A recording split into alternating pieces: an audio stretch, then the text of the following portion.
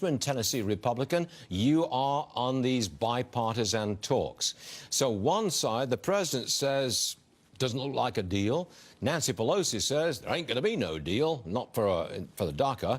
You're in the middle of all of this. You're sitting on these talks. What's the status from within those talks? Well, Stuart, as you saw the other day, there was boundless optimism, civility in the room, not only in a bipartisan sense, but in a bicameral sense. Republicans and Democrats, senators and House members, all appropriators, all tasked with the job of trying to get an agreement that the American people can support, that can pass the House, pass the Senate, and yes, be signed by the White House. So when we govern, it is never easy. We are in a time right now in a place that's very difficult. There are some impediments there. I really wish Speaker Pelosi had not taken the position that she did, but I want to tell the American people in this room, there are Republicans and Democrats at the table who want to solve this problem.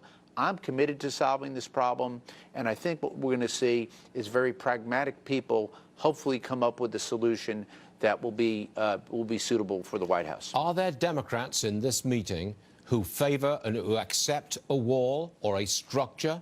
Are there Republicans who accept allowing the Dreamers and the DACA people to stay? I think left to our own individual devices, we would settle this matter in about 10 or 15 minutes.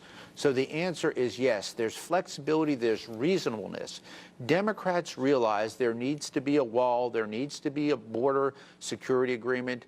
Republicans realize we're not going to get everything we want to, and that's the very nature of negotiations. The sad part about it, but it is a reality, is that leadership, unfortunately, Speaker Pelosi chose to take a very hardline position with her rhetoric, but the reality is there's a lot of hope in that room. There's a lot of optimism in that room. Let's hope we can get back to the table.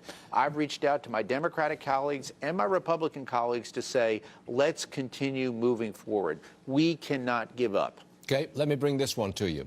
Congresswoman Alexandria Ocasio-Cortez says she and others will not vote for a border deal with any funding for ICE, the immigration enforcement people.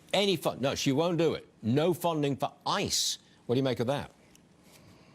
Well, unfortunately, Stuart, that is an extreme position that really is not a tenable position. There are only about 3 or 4 people in the House on the other side of the aisle that take that extreme position.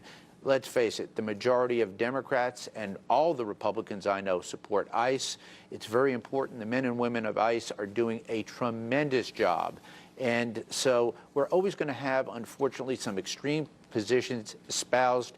That is really a non-starter. I don't think that position will move forward on their part. Glad to hear it, sir. Congressman, thanks very much Yes, for joining us this morning. Always appreciate it. Thank you. Yes, sir. You got to check Amazon.